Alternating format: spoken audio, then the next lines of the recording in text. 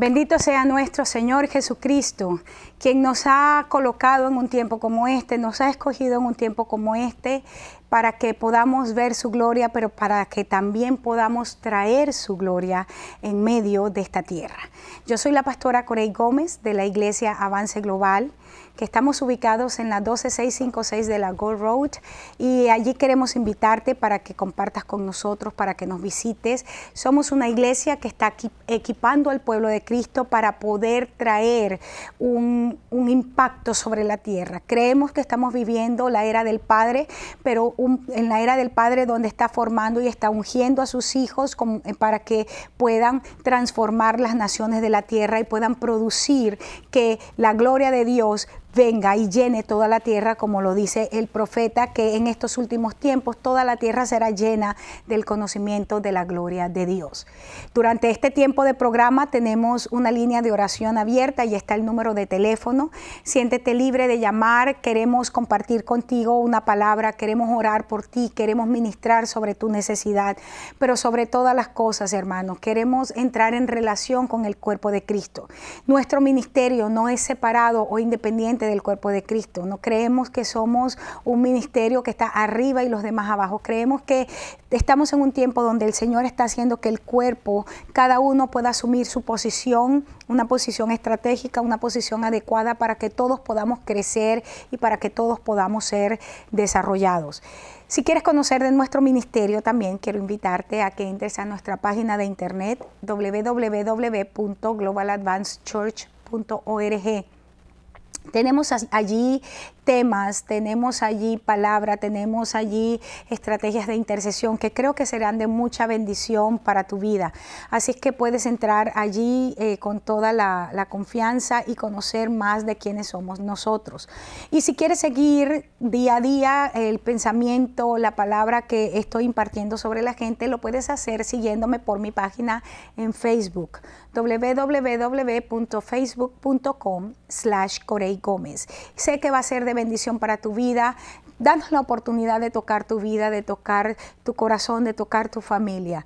Y sobre todo, hermanos, si tú eres una persona que está llamada a edificar el cuerpo de Cristo y necesitas formación, somos un lugar donde puedes formarte. Somos un lugar donde hay palabra de Dios verdadera, ungida, fundamentada en la palabra escrita. No somos un club, eso sí, si estás buscando, si tú quieres un lugar donde te pasen la mano o te sientas así muy bien porque no somos entonces el lugar. Pero si eres una persona que ha sido llamada al ministerio, una persona que necesita ser formada, una persona que entiende que la gente que Dios quiere usar en este tiempo tiene que tener disciplinas, actitudes, destrezas, habilidades por el Espíritu Santo, pero que estas son administradas por mentores espirituales, entonces nosotros somos un lugar para ti y quisiéramos darte la bienvenida. Nos encantaría que nos visites, creo que va a ser de mucha bendición. Hemos estado tratando la palabra profética para el año 2011. ¿Qué está diciendo Dios en este tiempo? Hemos visto muchos principios. Hemos estudiado a Sansón. Estudiamos con el doctor Luis Gómez 5 principios importantes, bien específicos para la palabra con respecto al año 2011. Y la frase clave, la palabra central que Dios nos entrega es que el año 2011 es un año de la prueba de la visión por la unidad. Es un año donde ministerios, donde familias van a ser probadas, hermanos, van a ser probados, pero el deseo del corazón de Dios es poder traerlos a un perfecto ajuste, donde cada miembro en la familia, cada miembro en la iglesia pueda asumir su posición estratégica, pueda asumir su posición en Dios, porque entiende que hemos sido llamados a crecer todos juntos. Dice que hasta que todos lleguemos a la unidad de la fe, a la estatura del varón perfecto. Es importante que entendamos que el deseo del corazón de Dios es que nosotros manifestemos su gloria y que podamos de verdad manifestar en nuestras vidas, venga tu reino, y que tu voluntad, Señor, sea hecha y es hecha en esta tierra, en la tierra de la iglesia, en la tierra de mi familia, de la misma manera que es hecha en el cielo, en el nombre de Jesús. Y hemos estado entonces estudiando la vida de José en estos últimos 3 programas. Hoy es el 4. Todavía vamos a ver algunos aspectos sobre José, pero voy a tener algunos invitados en mis próximos 4 programas que sé que van a ser de mucha bendición para ti, porque José era un hombre muy joven cuando empezó a ser tratado. Y voy a tener 2 invitados espectaculares que van a ser de muchísima bendición para tu vida. Uno de ellos es una persona que tiene 21 años, pero que está siendo usada por Dios grandemente en este tiempo. Y otro de ellos es una persona que tiene un poquito más de edad que este joven, ya es un joven más maduro, ya casado con una niña, pero que también está siendo usado por el Señor. Yo creo que hay una generación de Josés en diferentes niveles, y posteriormente voy a tener otros invitados. Voy a tener a un niño con nosotros de 11 años que también Dios está usando. Yo creo que en cada sector, en cada edad, Dios está levantando personas, y quiero que tú seas levantado en este tiempo. Quiero que esta palabra, o sea, es mi corazón, es mi oración, es mi anhelo profundo, que tú puedas ser levantado y puedas ser edificado con esta palabra, y que a raíz de esta palabra tú no solamente decidas que vas a caminar, pero que sobre todas las cosas, que tú decidas que a ti el enemigo no te va a robar más, y que tú vas a tener victoria en todas las esferas y los ámbitos de tu vida. En mi último programa estuve hablando acerca de la intercesión del guarda, cómo esta fue la primera asignación de Dios sobre José, y cómo José de alguna manera no pudo entender a plenitud de esta unción, y por eso es que inicia un proceso en su vida. Y decía que la unción del guarda es el tipo de oración en el Espíritu que intercede porque está mirando lo que el enemigo está haciendo, las trampas del enemigo, cómo el enemigo está queriendo venir en contra de la iglesia, y tiene la capacidad para levantarse y declarar lo que el enemigo está haciendo, pero a la vez puede conocer lo que Dios quiere hacer, las estrategias que Dios está también planificando en su corazón y que nos quiere entregar, las armas que quiere que utilicemos. Entonces el guarda tiene esa capacidad para oír también el corazón del Padre y decirnos, aunque el enemigo está viniendo de esta manera, el Padre quiere levantarnos de esta forma, y de esa forma se produce victoria en medio del pueblo.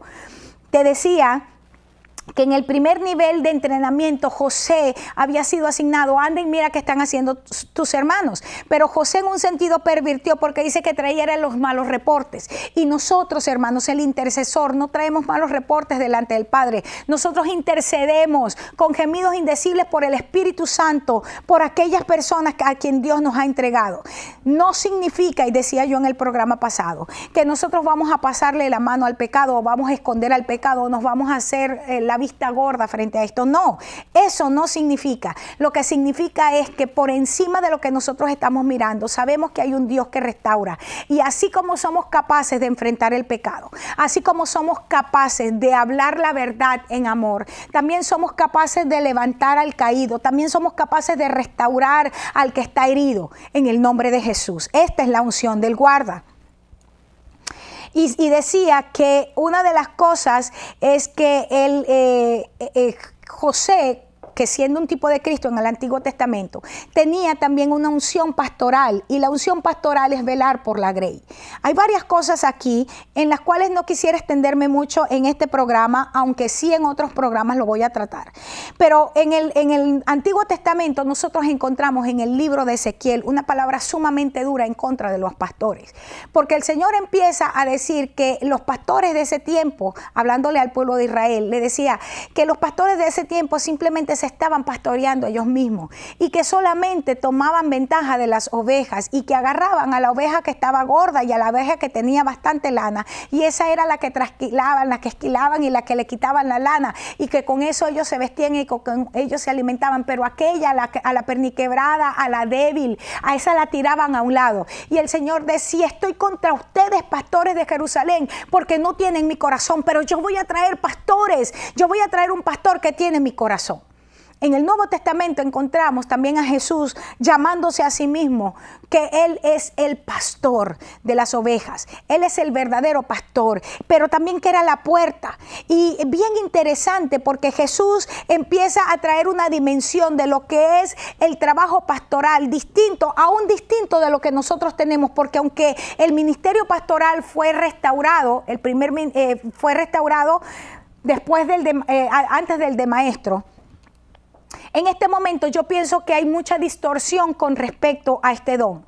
Tenemos por una parte hombres, mujeres que no estoy negando la unción pastoral en ellos, pero creo que las estrategias o permítame decirlo de esta manera, el desempeño pastoral de este tiempo ha sido pervertido por el enemigo, sea porque hay escuelas humanísticas, psicológicas que han permeado la iglesia, que han entrado y hemos querido utilizar las técnicas del mundo para pastorear al pueblo de Dios.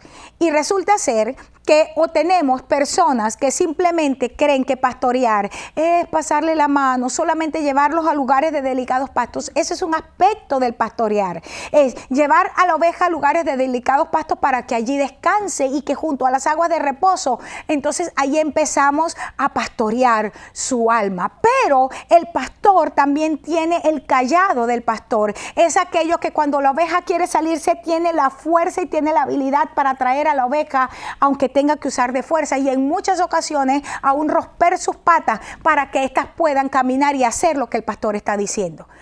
En el Nuevo Testamento, entonces, te vuelvo a decir, tenemos un modelo de lo que es pastorear. Y cuando Jesús le dijo a Israel y lloró sobre Jerusalén y le dijo, mira Jerusalén, tú no puedes entender tu visitación porque tú tienes un paradigma con respecto a lo que tú crees que necesitas. Y así tenemos la iglesia de Cristo. La gente en la iglesia de Cristo tiene un concepto de que creen que es lo que necesitan. Es que yo necesito un pastor solamente que me pase la mano. Hermano, en el nombre de Jesús, tú necesitas es una palabra que te produzca vida de Dios. Y a veces esa palabra viene en una forma de estremecimiento. Cuando nosotros leemos en el libro de Hechos que el Espíritu Santo vino sobre el aposento alto, dice que fue como un viento recio, literalmente está hablando acerca de un terremoto. Es decir, cuando el Espíritu Santo, cuando esa obra de Dios viene sobre nuestras vidas para equiparnos, no viene como el silbido suave. En el caso de Elías vino un silbido suave porque Elías había salido de degollar 400 profetas. Pero en el caso de los discípulos en el aposento alto que tenían que ser habilitados para trastornar su mundo conocido, esa habilitación vino a través de un estremecimiento que te aseguro que más de uno se asustó. Porque déjame decir que siempre que las cosas sobrenaturales o esa manifestación sobrenatural de Dios viene, siempre nos asusta. Lo puedes ver en el Antiguo Testamento. Dice que cuando el pueblo estaba allí en el monte Sinaí, ahí al pie del monte Sinaí, tenían miedo aún de acercarse a aquel monte porque salían relámpagos, truenos, estaba oscuro y pensaban que iban a ser devorados. Escúchame en el nombre de Jesús, porque necesitas romper el paradigma en tu vida para que puedas recibir una verdadera impartición de Dios. Así es que el guarda de este tiempo tiene una unción intercesora, pero también una unción pastoral y sobre todo puede discernir los tiempos. Dice en Crónicas 12:32, dice que de los hijos de Isaacar habían 200 principales o 200 príncipes que entendían los tiempos. Ellos sabían lo que Israel debía hacer y su dicho o su palabra era seguida por todos sus hermanos. Los intercesores de este tiempo no pueden ser gente chismosa, que solamente está mirando qué es lo que está pasando en la iglesia para chismosear. En el nombre de Jesús, el intercesor de este tiempo conoce el tiempo que le corresponde vivir, entiende la estrategia del enemigo, pero sabe la estrategia de Dios, puede aplicarla en el momento exacto y no está, ¿será que será Dios o será que no será Dios? ¿Será que es ahorita o será que será más tarde? El verdadero intercesor es como los hijos de Isaacar. Tiene la unción de que conoce el tiempo, conoce la estación, entiende la estrategia, la sabe aplicar porque tiene una sabiduría que viene desde lo alto. Ahora bien, siguiendo en esta conversación o en esta enseñanza sobre José, ¿cómo es posible que José, siendo tan joven, tenía una asignación tan importante que era guardar, vamos a decir, cuidar las ovejas y en cierta manera guardar o estar pendiente de la vida de sus hermanos? Y una de las cosas claves que yo veo para esta asignación es la cobertura del padre. Volvamos a leer Génesis 37, versos 3 y 4, porque aquí está encerrada la clave de esta asignación. Dice, amaba Israel a José. Fíjate que aquí no está diciendo Jacob. Aquí en este verso está utilizando ya el nombre de el uno que gobierna como Dios. Está diciendo uno que ha sido transformado, un hombre que ya tenía el corazón de un padre. Amaba a José más que a más que a todos sus hijos. Estamos Génesis 37, 3 y 4. Porque lo había detenido en su vejez. Ahora fíjate. Dice que él amaba a José. Y ya vimos en los programas anteriores que esto generó envidia y odio en los hermanos de José. ¿Por qué? Una de las cosas que genera temores en la gente se llama inseguridad. Cada vez que hay gente insegura de sí misma, gente insegura de su llamado, produce que camine en temor. Si te encuentras en muchísimas congregaciones locales, encontramos montones de líderes que se están peleando por puestos. Y la razón por la que esto ocurre es porque están inseguros de quiénes son en primer lugar en Cristo. Están inseguros de lo que Dios les ha entregado y de la unción que Dios ha derramado sobre sus vidas. Probablemente muchos de ellos ni siquiera conocen con exactitud lo que Dios les ha entregado. Esta es la razón por la cual a nivel natural encontramos en la historia que los hermanos de José lo odian al punto de tratar de desaparecerlo. Y encontramos que cuando el temor viene a nuestra vida, se produce robo, se produce destrucción y se produce finalmente homicidio. ¿Qué fue lo que ellos hicieron? Primero planificaron para matarlo y ellos intentaron destruir el destino de José. Hay muchos lugares donde mucha gente está insegura, pero en el nombre de Jesús, ¿cuál es el antídoto? Efesios capítulo 1 del 17 en adelante, dice que cuando el poder de la resurrección, el mismo poder que levanta a Cristo de entre los muertos, el mismo poder que lo siente en las alturas, a la diestra del Padre, el mismo poder que lo transforma y hace que Él reciba un nombre que es sobre todo nombre, es el mismo poder que quiere operar en nuestras vidas ahora, para hacernos conocer quiénes somos, cuál es la esperanza del llamado que nos ha sido entregado, para que nosotros podamos reconocer quiénes somos en Cristo, para que nosotros podamos reconocer cuáles son las armas que Dios nos ha entregado, la habilitación que Dios nos ha entregado, cómo es que Dios ha formado en nosotros, nos ha hecho a nosotros mismos un arma en sus manos escondida, pero también para que nosotros podamos saber lo que tenemos. Entonces, el problema de los hermanos de José, que es el problema de muchos cristianos en la iglesia, se debe a que no sabe quién es en el Señor. Pero nuestro Padre nos ama de igual manera. Dice que Jacob amaba a José porque fue el hijo tenido en su vejez. Pero hermano, en el nombre de Jesús, yo quiero declarar que tú y yo somos hijos tenidos en la vejez de Dios. Es decir, tú y yo somos hijos preferidos. Tú y yo somos hijos predilectos. Dios no tiene un hijo predilecto. Tan es así que a su hijo primogénito, unigénito primero. Es decir, porque al principio era el único hijo, pero cuando Jesús viene a la tierra, cuando se despojó de su divinidad, cuando se despoja de su naturaleza y se hizo un hombre, fue para que muchos hijos vinieran al Padre. Y se convierte en el primogénito entre muchos hermanos, es lo que dice el apóstol. Así es que nosotros somos todos gente con la unción de José. Todos nosotros somos hijos amados de igual manera por el Padre. Y Él ha preparado para cada uno de nosotros un manto de muchos colores. Es decir, ha preparado un destino profético por el cual ahora tú y yo tenemos que luchar y por el cual tú y yo tenemos que caminar. Yo declaro en el nombre de Jesús que todo temor, toda inseguridad, toda envidia que se ha producido en ti porque no entiendes a lo que has sido llamado, es erradicado, pero se erradica porque tú puedes entender quién eres en el Señor. Yo declaro que tus ojos espirituales se abren, que tus sentidos espirituales se abren y puedes comprender la dimensión de tu llamado y la dimensión de tu propósito. Ahora fíjate, cuando nosotros revisamos el primer sueño de José, podemos mirar la revelación de su destino apostólico. Y desde ya te voy a decir, vamos a estudiar en los próximos 4 programas a bastante detalle el primer sueño de José y el segundo sueño de José. Hoy solamente quiero darte un vistazo de lo que pasa aquí. En Génesis 37 dice que José soñó un sueño que le cuenta a sus hermanos. Te lo voy a mencionar, búscalo en tu Biblia, Génesis 37 del 5 en adelante, y dice, verso 6, dice, oigan este sueño que he soñado. Atábamos manojos en medio del campo y he aquí que mi manojo se levantaba y estaba derecho, y que vuestros manojos estaban alrededor y se inclinaban al mío. Le respondieron sus hermanos: ¿reinarás tú sobre nosotros o señorearás sobre nosotros? ¡Estás loco! Y dice que le aborrecieron aún más a causa de sus sueños y de sus palabras. Le aborrecieron por la visión que Dios le estaba entregando.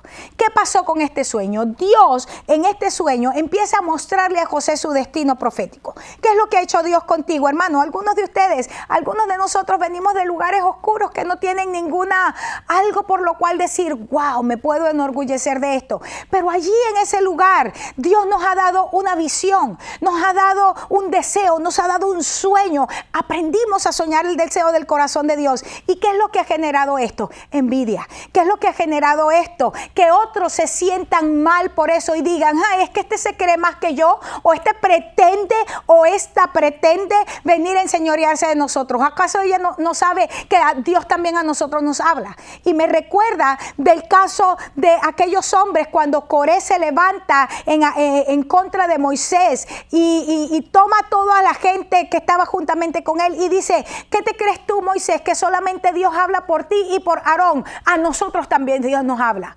Déjame decirte, hermano, eso no es algo que está en discusión. Dios es un Dios que siempre habla, y Dios le habla a todos sus hijos. Aquí no es un asunto de que si Dios te habla o no te habla. Aquí no es un asunto de que si tienes el sueño o no de Dios. Aquí es un asunto de conocer nuestro propósito. Aquí es un asunto de decidir alinearnos a nuestro propósito. Aquí esto lo que tiene que ver es que yo estoy llamada en este tiempo a caminar en mi área asignada. Te decía en el programa pasado que José extralimitó su función, y por eso es que José empieza este proceso. Gloria a Dios, vuelvo a repetir que en el libro de Romanos se nos dice que todo opera para bien. Bendito sea el Señor por esta palabra, hermanos. Pero hay procesos en nuestra vida a veces innecesarios porque nosotros somos demasiados inseguros. Algunos de nosotros simplemente tenemos la necesidad de ser necesitados, y cuando llega una persona a la congregación que se mueve también en dones, que se mueve en cierto ministerio, produce en nosotros un escozor, produce rabia, y empezamos un problema de competencia. En el nombre de Jesús. Fíjate que José a los 17 años era un guarda que estaba en entrenamiento. Ya vimos esta unción de guarda, pero él estaba siendo entrenado para reinar. Y como mayordomo de la Grey, en ese lugar de entrenamiento empieza a recibir su visión. Era apenas un pastor humilde de ovejas, ni siquiera las ovejas eran de él, eran de su padre. Y sin embargo, ahí en ese lugar, José empieza a recibir una impartición de su destino profético con respecto a ser un apóstol sobre naciones. Si pudiéramos traducir ese llamado en un tiempo como este, era un apóstol para el mundo secular, en el mundo de los negocios y en el mundo político. Y era un hombre a quien Dios quería posicionar por arriba de arriba, para hacer provisión al pueblo, pero también para mostrar su gloria, o sea, la gloria de Dios en dimensiones que todavía no habían sido conocidas.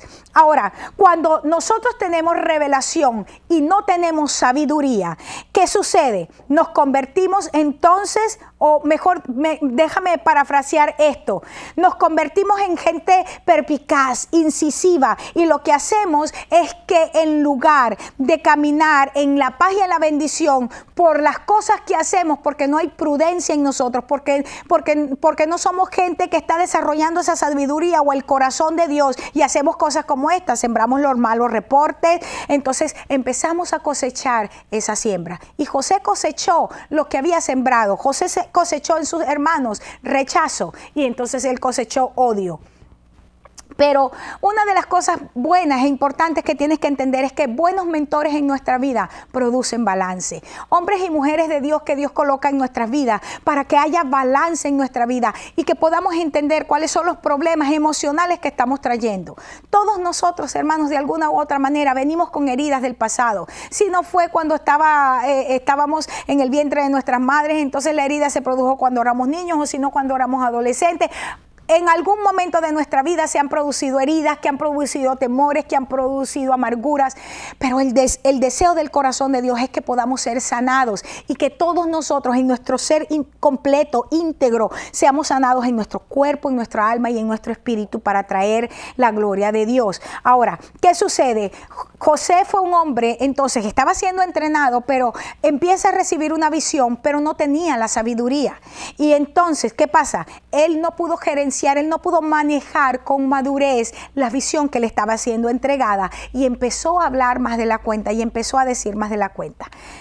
Déjame decirte esto, ten cuidado de a quién compartes o con quién compartes tu visión.